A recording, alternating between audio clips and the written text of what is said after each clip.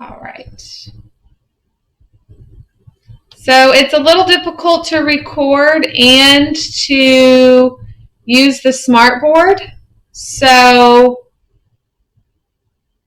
we're going to try our best. Awesome. Welcome back, Clara. I know that was a short 10 minutes. Sorry, to work on your phonics activity on Seesaw. But hopefully tomorrow, once we get the routine of doing our phonics live, it won't take as long. Today it took almost about 25 minutes. So tomorrow, hopefully we'll shoot for 20 minutes, and that way you guys will have a little bit longer break. But we're trying to transition to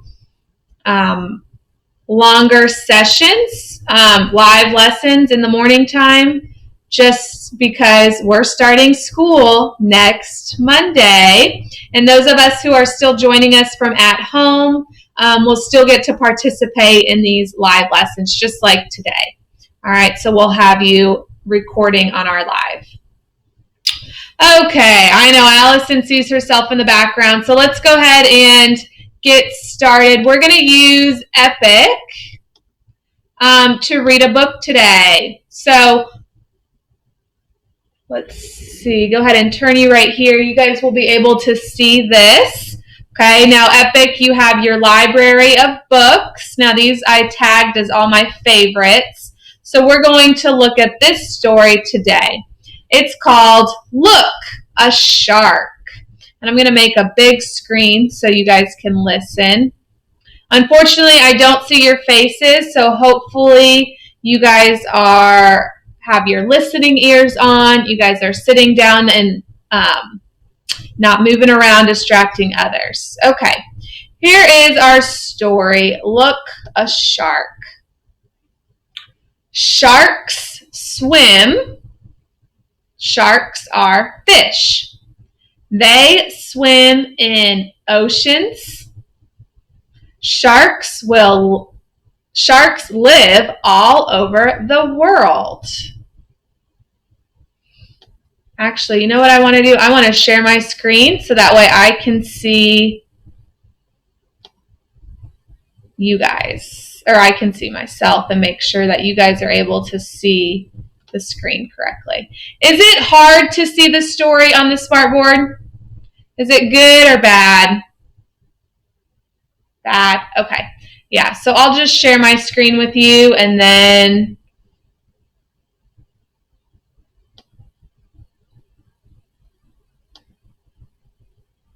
the recorded people will also get to just see the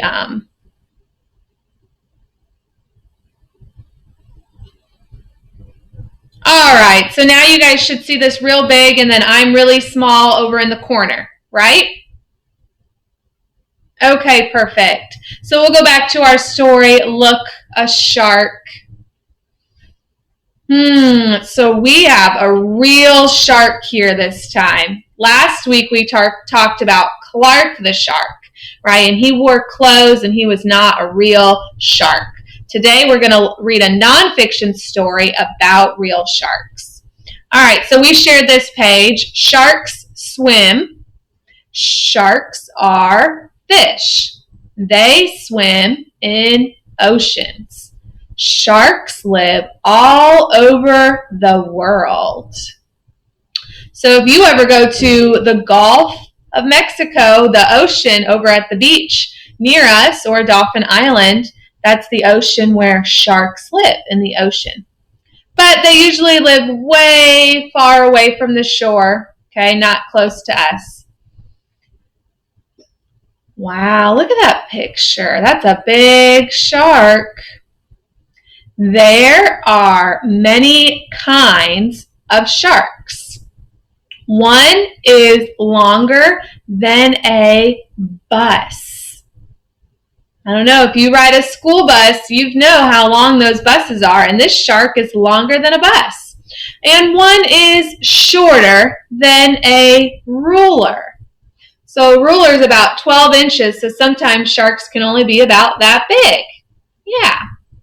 So they can be really big or really small. If you can see these sharks down here, kind of look a little small compared to this really big one. A shark has fins. The back fin helps it swim. The top fin helps it balance. So this big top fin, I guess, helps it from maybe rolling over. And then these fins, it says, helps it swim. Kind of like their arms. We use our arms to swim, and the shark uses their side fins. And their back fin. They have a back fin. All right. Sharks have gills. I have to move this down just a little bit.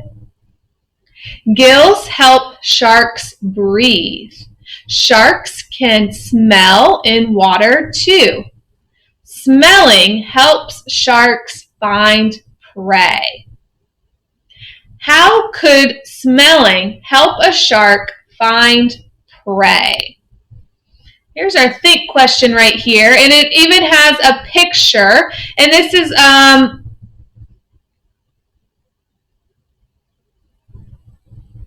a little text feature that's showing us the parts of the shark. So since sharks live underwater, they can't breathe like you and I do. They have to have their gills to breathe for them so they can breathe underwater. It's pretty cool. All right, now, but here said before that sharks can smell blood miles away. So maybe that's how sharks can find their prey, because they can use their nose and smell from a long way away. Sharks are darker on top. This helps sharks hunt. They blend in with the water below. Animals near the surface cannot see the sharks. So it's talking about their skin color on the top being a different color. Oops, I gotta move this down. Put you guys over here. All right. Shark bellies are a light color. The bellies blend in with the water above. So why would a light belly be helpful for hunting? Let's look at that shark right there, and we'll have somebody answer. Its belly definitely is a lighter color. Why would it be helpful when they're hunting? Clara?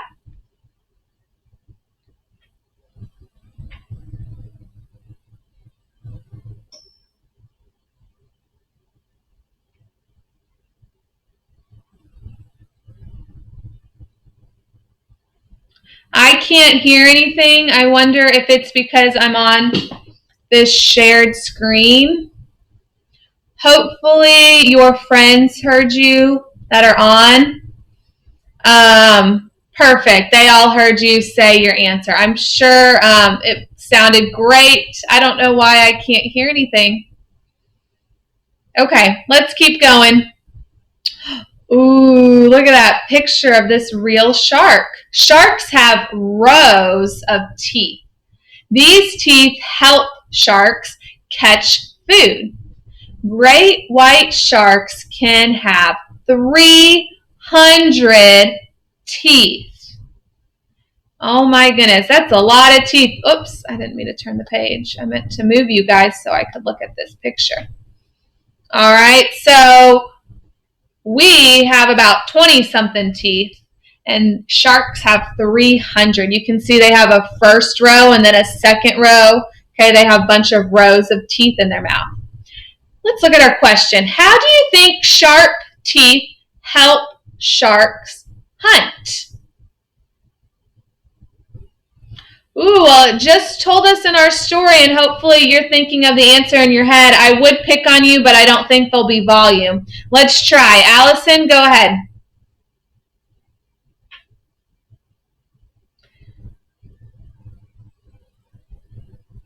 Okay, it looks like you're done sharing. Awesome job. I still couldn't hear, so I'm going to go ahead and maybe just say, it says right here that their teeth help them catch food. So their sharp teeth help them catch their big food, okay? They have to chew it up. Ooh, look at this. This is a whale shark. It eats with its mouth open. It catches small animals. So this whale shark doesn't have as many teeth as that great white shark it just showed us, because it just opens its mouth really wide and then swallows those smaller fish. Baby sharks are called pups. Pups swim away from their mother. They take care of themselves. So that kind of reminds me of like a dog. When it's a baby, it's called a puppy. That's kind of similar to a baby shark, I guess. Baby sharks are called pups. All right, so now we have at the end of our story, this is another text feature where it shows us the different parts of the shark. So this is their fins, and it has little dots that point to the fins.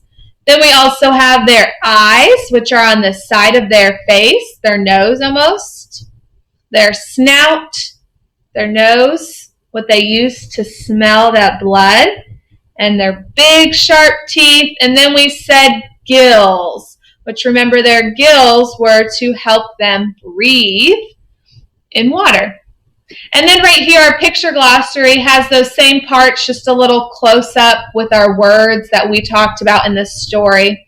Gills, prey. Prey is animals that other animals hunt and eat for food. So those little fish are going to be prey because the shark is hunting them to eat. Pups, we said, were baby sharks. And we use this big word surface when it was talking about the layer of water on the ocean. So when a shark is swimming up at the surface, you can see its belly underneath, and it's a lighter color. It blends in with the surface. All right, so there's our story for today. So I'm going to go ahead and stop sharing with you guys real quick, and we can then talk about it. Hopefully our volume will come back on.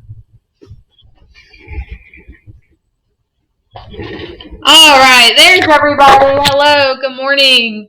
We have Jason joined us and Leo's back on. Thank you. I hope you guys heard that great story about sharks.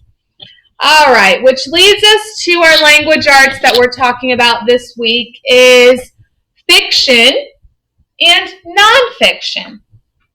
So we talked about a couple of stories last Friday, but we're going to talk about them again. So fiction means fake, not real. So stories that aren't real. I'm going to show you a picture of a story we read, Chrysanthemum.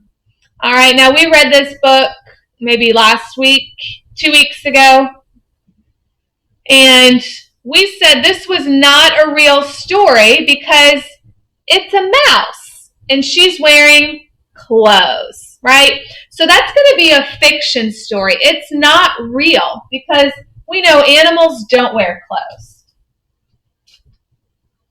So let me go ahead and take this on over there. Oops. All right, so this is an example of a fiction story. Now, if we had a story about firefighters and how they are our heroes. I know this is not a real picture, it's drawn for us, but are firefighters real people? Yeah, they are heroes. They help put out fires in buildings that are burning. So that is called a non-fiction story. It means it's not fake, it's real, and it gives us information. So in this story, we might learn something about firefighters and what they do. All right, so it tells us, the gear that they use to get ready. All right, so this story would be a non-fiction story, a real story. And I'll put that over there. All right, and we read, hang on, let me tape this, see if it'll stick. All right. Last week we read Clark the Shark. All right, and we said that this shark has clothes on. So what type of story is it? Would I put it on the fiction side, a not real story, or the nonfiction side, a real story? Which side should I put it on? All right, let's see if our volume works. I see Allison raised her hand. Go ahead, Allison.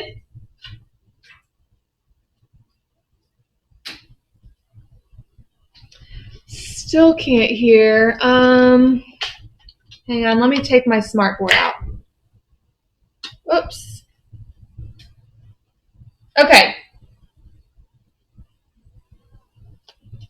Oh, my volume's been muted, so it's been my fault this whole time. I am so sorry. All right. So that's why everybody could hear you guys and I couldn't hear. My volume was muted. Okay, go ahead, Allison. Fiction. It is. Clark the Shark was a fiction story. Oops, I can't get this tape. So I'm going to tape Clark the Shark over here next to Chrysanthemum. It was a fiction story, a fake story, because sharks don't wear clothes. Now today we read a story called Look, a Shark. I had mentioned it once, but who can remember what type of story was this? Was this a fiction story and not real? Or was it nonfiction? Did it give us information? Was it about real sharks? All right, Carter, go ahead.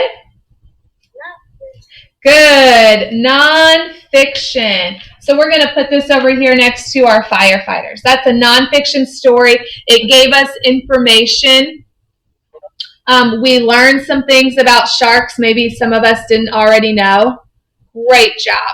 All right, so today for your language arts activity, some of you might have seen it on Seesaw when you were doing your phonics. So, oops, let me bring this back. You will be sorting fiction and nonfiction. Okay, so I put an example up there next to each word so you guys can tell the books. You're going to look at the book title just like we did today, and you're going to sort it. Well, is this going to be a real story? Nonfiction? Okay, remember, nonfiction means real. It gives us information. And fiction is fake. Let's see, our computer's been there. All right, I'm sorry. Our camera recording, for those who can't make it, gets in the way of this computer. It's really hard to do both at the same time. Okay, so you'll go ahead and work on that activity on Seesaw. So finish your phonics if you didn't get to it already. And then now you have a language arts where you're working on fiction and nonfiction, and you'll sort the books into the correct categories. All right, so then we'll do our math live at 10 o'clock. All right, everybody say that, 10 o'clock, 10:00. All right, awesome. So you guys have about 40 minutes to work on those activities. Maybe eat some breakfast if you haven't already. And then I'll meet you again at 10 o'clock for our math live, because we'll go over our workbook pages today together. All right, good luck. I will see you at 10. Bye.